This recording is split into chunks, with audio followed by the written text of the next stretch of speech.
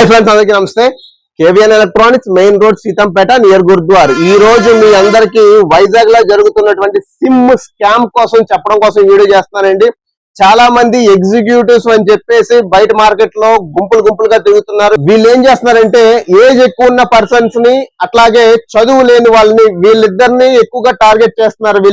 వీళ్ళ దగ్గరికి వెళ్ళి మీరు ఏదైతే నెట్వర్క్ వాడుతున్నారో ఆ నెట్వర్క్ కాకుండా మా నెట్వర్క్ లోకి వచ్చినట్టయితే మీకు బోల్డ్ ఆఫర్స్ ఉన్నాయని చెప్పి వాళ్ళని మాయ మాటలు చెప్పి వాళ్ళ ఫోన్ తీసుకొని వాళ్ళ ఫోన్ నుంచి పోర్ట్ పెడుతున్నారు. పోర్ట్ పెట్టే టైంలో ముందు ఏ ఆధార్ కార్డ్ డీటెయిల్స్ ఉంటాయో ఆ డీటెయిల్స్ కాకుండా వాళ్ళకి దగ్గర ఉన్నటువంటి ఆధార్ కార్డ్ డీటెయిల్స్ దానికి మెర్జ్ చేస్తున్నారు.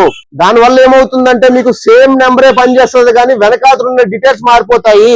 అలా డీటెయిల్స్ మారిపోవడం వల్ల మీరు చాలా ఇబ్బందుల్లోకి వస్తారు. రేపొద్దున్నే ఏమాత్రం ఇబ్బందులు జరిగి మీరు వెళ్ళి నెట్వర్క్ ఇష్యూ వస్తుందో లేకపోతే ఇంకోటి వస్తుందా ఏమైనా సరే మీరు ఆఫీస్కి వెళ్ళి ఒకసారి కనుక్కుంటే మీ పేరు మీద మీ సిమ్ ఉండదు. ఇంకొన్ని సందర్భాల్లో మీ నంబర్ అన్నది వేరే పేర్ల మీదకి మార్చేస్తున్నారు.